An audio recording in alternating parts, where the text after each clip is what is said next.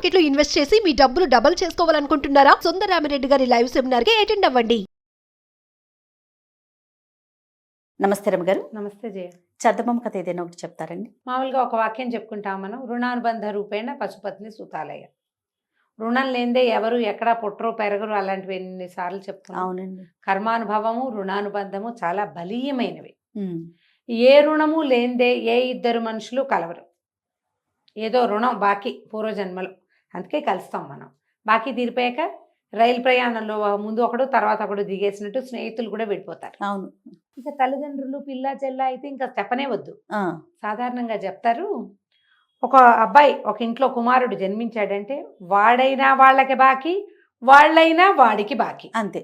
అందుకని కొంతమంది పిల్లలు ఉంటారా, చిన్నప్పుడు ఏమి ఉండదు, ఏదో పిల్లలు ముద్దు ముచ్చట తీరుస్తారు, పెద్దగా ఏడుపులు మొత్తుకోళ్ళు ఉండవు, పెద్ద అనారోగ్యాలు ఉండవు, అమ్మ నాన్న ముద్దు ముచ్చట తీరుస్తారు. 6-7 ఏళ్ళు వచ్చిన దగ్గర నుంచి పని సాయంగా ఉంటారు, తమ్ముళ్ళని చెల్లెళ్ళని మోస్తారు, ఆడపిల్లలైనా మగపిల్లలైనా.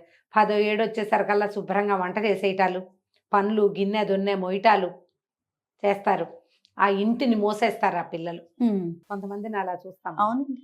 ఇంకోడు ఉంటాడు, మొదటి రోజు నుంచి ఏడుపు కొట్టువాడు, వాడికి ఎప్పుడు అనారోగ్యమే, వాడి మీద ఎప్పుడు ఖర్చే. కాస్త 4వ ఏడు వచ్చి బళ్ళో వేసిన దగ్గర నుంచి వాడు అదంటాడు ఇదంటాడు దానికంటాడు, ఎన్ని బొమ్మలున్నా చాలు, ఎంత గోలున్నా చాలదు, అన్ని పారేస్తాడు, పగలగొట్టేస్తాడు, ఎవరికైనా ఇచ్చేస్తాడు, గట్టిగా కొడితే పారిపోతానని బెదిరిస్తాడు, అవును, కాల్చుకు తినేస్తాడు. ఆ పిల్లాడిని వదలలేరు, వాడిని మోసుకుంటూ ఉంటారు. వాడి మీద ఎంత ఖర్చు అవుతుందో. ఒక్కో పిల్లల చదువుకి లక్షల కోట్లు ఖర్చు పెట్టే పేరెంట్స్ కనపడతారు. అవును. ఎందుకంటే వాడికి వీళ్ళు బాకీ. ఒక్కోడు ఉంటాడు అమ్మని నాన్నని తన్నేవాడు కూడా కనపడతాడు మనకి. మరి ఇప్పుడు చంపేసే పాపిష్టి పిల్లల్ని కూడా చూస్తాం. ఇప్పుడే కాదమ్మా, ఏనాడు ఉన్నారు ఇలాంటి వాళ్ళు, ఎప్పుడూ ఉన్నారు. అమ్మా నాన్నల మరణానికి కారణమయ్యే పిల్లలు ఎప్పుడూ ఉన్నారు. ఎందుకంటే ఇవన్నీ రుణానుబంధాలతోటే ఉంటాయని చెప్పబడుతుంది. ఈ కాలానికి అది నచ్చదు మనకి, కానీ ఇది నిజం. దీని మీద ఒక ప్రత్యేకమైన కథ ఉంది, చెప్తాను. చెప్పండి అమ్మగారు. పూర్వం అంటే ఒక పల్లెటూరులో రామశర్మ గారిని ఒక గొప్ప పండితుడు ఒక ఆయన ఉండేవాడు. చాలా బాగా చదువుకున్నాడు, మీదు మిక్కిలి మంచి మంత్రశాస్త్ర పరిజ్ఞానం కలిగిన వాడు. ఏ రుణము లేకుండా ఎవడు ఎక్కడా ఎందుకు పుట్టడు అనేవాడు ఆయన డైలాగు రెగ్యులర్గా. అయితే ఏమైంది, చానాళ్ళకి ఆయనకి తొలిచూలు కుమారుడు కలిగినప్పుడు పిల్లవాడు పుట్టంగానే ఆయన పిల్లాన్ని ఎత్తుకెళ్ళిపోయి పురిటింట్లో ఇంచి శ్మశానానికి వెళ్ళి గుంట తవ్వి గుంటలో పడుకోబెట్టేట పిల్లాన్ని.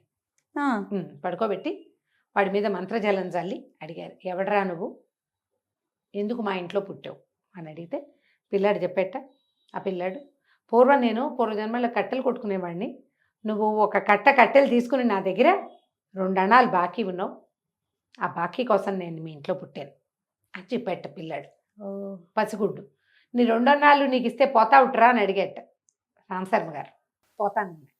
ఈయన 2 నుంచి 2 అణాలు తీసి పిల్లవాడి ఒంటి మీద పెట్టగానే పిల్లడు గుడుకుమని అయిపోయాడు. ఈయన తవ్విన గుంటలోనే వాడిని కప్పెట్టి పిల్లవాడు పోయాడని చెప్పాడు భార్యకి. తర్వాత ఇంకో 2 సార్లు కూడా కొడుకులు పుట్టినప్పుడు ఆయన పిల్లల్ని తీసుకొచ్చి మీ మంత్రజలం చల్లి వాళ్ళని కనుక్కుని వాళ్ళకి తమ ఏం బాకీ ఉన్నారో ఆ బాకీ చెల్లించేశారు. 4వసారి కడుపుతో ఉన్నప్పుడు భార్య అడిగింది, ఏమిటో నువ్వు ఏం చేస్తున్నావో, నా పిల్లలు నాకు తెలియట్లేదు, ఇంత కష్టపడి కడుపు మోసి కంటే నువ్వు పిల్లల్ని తీసుకుపోయా ఈ పని చేసి వస్తున్నావు అంటే ఈయన అన్నట్టు, సరే నా మీద నీకు నమ్మకం లేదు, ఈసారి కనుక్కుని నీ పిల్లాడిని నీకు భద్రంగా తెచ్చిస్తానన్నాడు. సరే పిల్లాడిని తీసుకుపోయాడు. 4వ పిల్లాడిని తీసుకెళ్ళి ఒక గుంట తవ్వాడు. ఇది కథగానే వినండి దయచేసి. ఈ పిల్లాడిని అక్కడ పడుకోబెట్టి మంత్రజలం చల్లి అడిగాడు, ఎవడెవరా నువ్వు, ఇక్కడ మా ఇంట్లో ఎందుకు పుట్టావు అంటే, పూర్వం నేను ఆముదం వ్యాపారం చేసేవాడిని, మణుగు ఆముదం తీసుకుని నాకు డబ్బులు ఇవ్వలేదు నువ్వు, మణుగు ఆముదం బాకీ, అందుకని మీ ఇంట్లో పుట్టాను అన్నాడు. సరే ఈయన పిల్లాడిని ఎత్తుకున్నాడు, తీసిపోయాడు ఇంటికి. ఒక మణుగు ఆముదం కొన్నాడు, కొని పెళ్ళానికి భార్యకి ఇచ్చాడు. ఈ పిల్లాడు దక్కుతాడే, ఈ ఆముదం అయ్యేదాకా వీడు నీతోటే ఉంటాడు, రోజు ఆముదం పెట్టు పిల్లాడికి. మణుగు అంటే ఏదో లెక్క ఉంటుంది, ఆముదం ఒక కుండెడు పట్టుకొచ్చి పెట్టారు. రోజు పిల్లాడిని ఎత్తికి ఆముదం పెట్టేది, అందులో వేలు ముంచి నోట్లో పెట్టేది ఆవిడ. ఆముదం చివరికి వచ్చేసింది, పిల్లాడికి పుట్టెడు జబ్బు చేసింది. ఈ తర్వాత ఆవిడకి సంతానం ఏం కలగల. ఎంత జబ్బు చేసిందో వాడికి. పిల్లాడు ఒక పూట ఏమనిపించిందంటే, ఎంత కక్కటిల్లిపోతున్నాడో, ఏమండి మీరు అట్లా అన్నారా? ఆముదం అయిపోయిందండి, వీడు బాధ చూడలేకుండా ఉన్నాను, పోయినా బాగుండు పిల్లాడు ఇటు అయిపోయాడు అనేసరికి ఆయన అన్నట్ట ఆముదం కుండలో గుడ్డబడేసి శుభ్రంగా తుడిచి ఆముదం అంతా వీడికి పట్టించు అని చెప్పాడు. ఇప్పుడు ఏం చేసింది, చిన్న బట్టని బాగా ఆముద కుండలో అంతా తుడిచి పిల్లవాడి ఒంటికి రాసింది. సాయంత్రానికి వాడు కాస్త ఆవిడ దండం పెట్టుకుని భర్తని గట్టిగా నమ్మింది. ఇంతే, రుణం తీరాక ఎవ్వరూ మనతో ఉండరు అని నమ్ముకున్నారు వాళ్ళు. ఆ పిల్లవాడిని భూస్థాపితం చేశారు, దండం పెట్టి కూరుకున్నారు. కొన్నాళ్ళకి వీళ్ళకి ఇంకొక కుమారుడు కలిగాడు. ఈయన కుమారుడిని తీసుకుపోయాడు. మళ్ళీ ఎప్పట్లాగానే తీసుకెళ్ళి మంత్రజలం చల్లి అడిగితే 2000 వరహాలు నేనే మీకు బాకీ, ఆ బాకీ తీర్చుకోవడానికి పుట్టాను మీ ఇంట్లో అనగానే ఆయన చటుక్కుని పిల్లాన్ని ఎత్తుకున్నాడు. చక్కగా తెల్లగా చందమామల్లే ఉన్నాడు. పిల్లాన్ని తెచ్చి భార్య చేతిలో పెట్టాడు. వీడు నీతోటే ఉంటాడే, నువ్వేం కంగారు పడకు, వీడి చేతిలో నుంచి ఏమీ తీసుకోవద్దు, వాడి దగ్గర నుంచి మనమేమీ తీసుకోకుండా ఉంచుకున్న నాళ్ళు వీడు మనతోనే ఉంటాడు. పిల్లాన్ని కన్నా సంతోషం ఉంటుంది మనకి. ఆ తర్వాత ఇంకా ఆవిడకి సంతానం కలగల. ఈ పిల్లాన్ని అల్లారు ముద్దుగా పెంచుకున్నారు, లక్షణంగా చదివించారు, శుభ్రమైన ఉద్యోగం వచ్చింది వాడికి. ఎర్రని ఏగాని కూడా ఈ శాస్త్రి గారు కొడుకు దగ్గర నుంచి తీసుకునేవారు కాదు. వాడు నాన్న నా మొదటి జీతం అని పట్టుకొచ్చిస్తే నీ జీతం నువ్వే పెట్టుకో, మాకు ఇవ్వద్దు. సరే, చక్కగా నడిచింది చాలా రోజులు.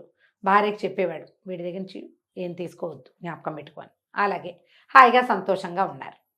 ఒకనాడట ఈ అబ్బాయి ఎక్కడికో వెళ్ళడానికి గుర్రం ఎక్కి బయలుదేరిపోయాడు. ఆ గుర్రం ఎందుకో మొరాయించేసింది, మామూలు మొరాయింపు కాదు. అబ్బాయి ఏం చేశాడు, ఎక్కడికో ఏదో పని మీద వెళ్తున్నాడు, చేతిలో ఒక మూట ఉంది. అమ్మ ఇది కాస్త పట్టుకోవే, వాకిట్లో ఆవిడ బాయి చెప్పడానికి వచ్చింది, తల్లి పిల్లాన్ని సాగనంపడానికి వచ్చింది. అప్పటికి ఒక 25 ఏళ్ళు, 24 ఏళ్ళు, 25 ఏళ్ళు ఉన్నాయి. ఆ మూట ఎత్తి తల్లి చేతిలో పెట్టి అమ్మ ఇది పట్టుకో, ఈ గుర్రం సంగతి చూస్తాను అని మూట తల్లి చేతిలో పెట్టాడు. తల్లి ఇట్ట గుండెలు కానించుకుని నిలబడింది. ఈ గుర్రాన్ని నిమరి సరిచేద్దాం అనుకున్నాడు. ఆ గుర్రం కాస్త ఎగిరి వెనక్కాలతోటి ఈ కుర్రాడి గుండెల్లో తన్నేసింది. అయ్యో! తన్నిన మరుక్షణం బొక్కబోర్ల పడ్డాడు అబ్బాయి, బెళ్ళబీటుగా పడిపోయాడు. అంతే. రామాహరి ఇప్పుడు బోర్మని నా కొడుకో పడిపోయాడో, గుర్రం తన్నేసిందో, దీని మొహమండో అని ఆవిడ అరుస్తోంది, కేకలు పెట్టి ఏడుస్తోంది. శాస్త్రి గారు ఎక్కడో లోపల ఏదో పని చేసుకుంటున్నాడు పెరట్లో. దబదబా పరిగెత్తుకొచ్చాడు. చుట్టుపక్కల జనం అంతా చేరారు. ఏం చూశాడు, పిల్లవాడు దక్కలేదు. మూట నా చేతికి ఇచ్చాడండి, క్షణంలో అయిపోయాడండి పిల్లాడు అని ఏడ్చింది ఆవిడ. మూట విప్పవే అన్నాడు. మూటలో 2000 వరహాలు ఉన్నాయి. ఆవిడ పుచ్చుకుంది, అతను మరణించాడు. ఇదంటే మరణపు కథగా ఉంది కానీ అవునవును. రుణం తీరాక ఎవ్వరితోటి ఎక్కడ ఉండరు. ఇది అయిపోయాక ఎవరికి వారే యమునా తీరే. ఇది ఒక తీవ్రమైన కథగా ఉంది కానీ ఇది మనని ప్రపంచాన్ని గురించి నమ్మకం కోసం చెప్పబడిన కథ. అవును. పిల్లలకి చెప్పడానికి కాదు, మీరు ఆలోచించుకోవటానికి. ఎవరైనా మనని విడిచిపోయిన వాళ్ళని గురించి కానీ, మనమే వదిలేయాల్సిన వాళ్ళని గురించి కానీ వస్తే జ్ఞాపకం చేసుకోండి. ఇది జీవితంలో అవి చాలా వస్తాయి. అవును. మనని విడిచిపెట్టి వెళ్ళిపోయే వాళ్ళు ఉంటారు, మనమే విడిచిపెట్టాల్సినవి వస్తాయి. కొన్ని వస్తువులు పోతాయా, పోయిన వాటి కోసం ఏడుస్తూ ఉంటారమ్మా ఎప్పటికీ. అవును, ఇంక వదలరు దాన్ని. స్ట్రక్ అయిపోతారు. అవును. స్ట్రక్ కాకండి. ఈ నాటకంలో ఈ పాత్ర అయిపోయినట్టు. వస్తువులు పోయింది, డబ్బు పోయింది, మనుషులు పోయారు, కొత్త వస్తాయి, కొత్త వాళ్ళు వస్తారు, రారు, మనం కూడా వెళ్తాం. అంతే. ఇంతే. ఆలోచించండి. తప్పకుండా. చాలా బాగుంది. నమస్తే అండి. నమస్తే జయ.